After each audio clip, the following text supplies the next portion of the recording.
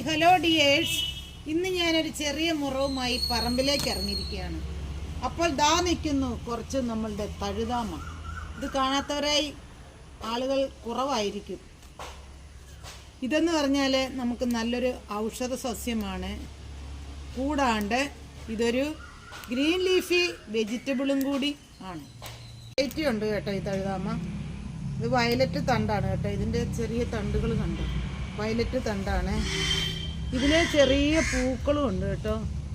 കാണാൻ പറ്റുമോ എന്നറിയില്ല. ഇതിൻ്റെ പൂക്കൾ കണ്ടോ, ചെറുതാണ് കേട്ടോ. നല്ല ഒരു വയലറ്റ് ഉള്ളത്, നല്ല അടിപൊളി.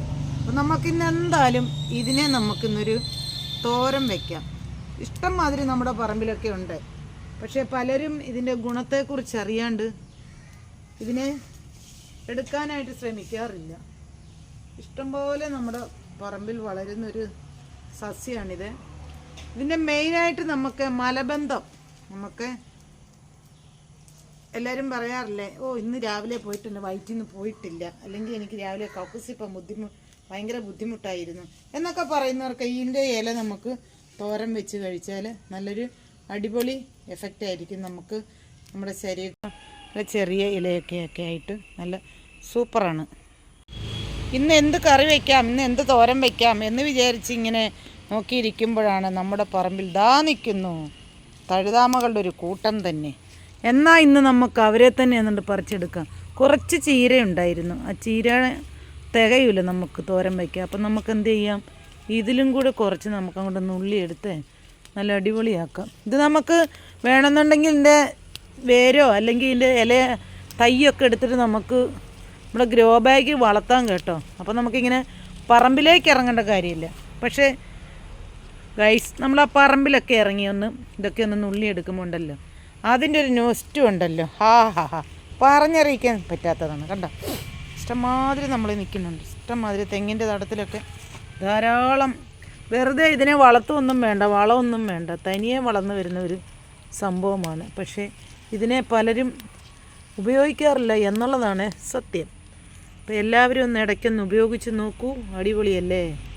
ഹലോ ഡിയേഴ്സ്, മഴ പെയ്തതിനാൽ ചിലപ്പം മണ്ണൊക്കെ തെറിക്കാൻ വകയുണ്ട്.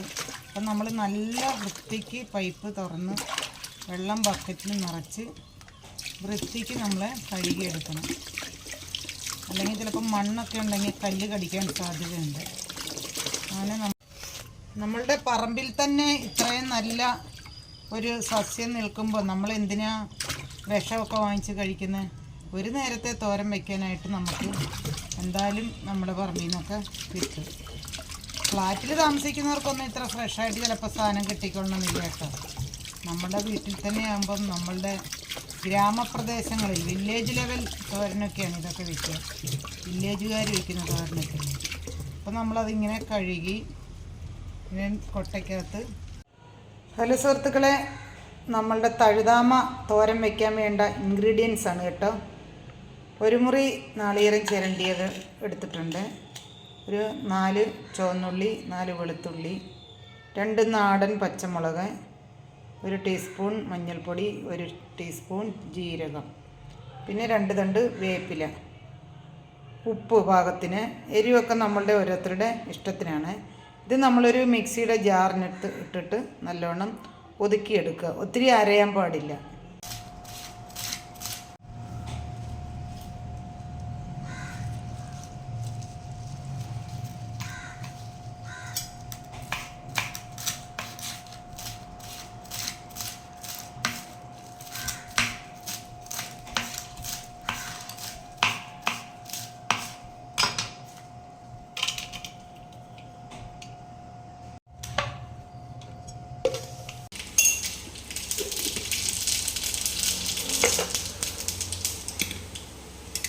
ശേഷം നമ്മൾ ഒതുക്കി വെച്ചിരിക്കുന്ന അരക്കൂട്ട് നമ്മൾ ഇതിലേക്ക് ഇട്ട് ഇളക്കുന്നു.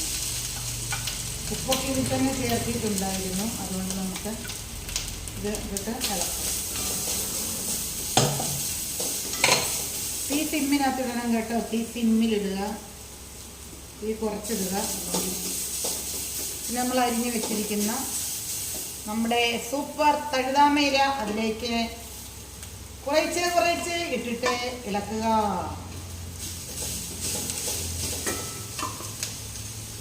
മൂടി വയ്ക്കാം. ഇത് ആവിയിൽ നിന്നിട്ട് വെന്താൽ മതി.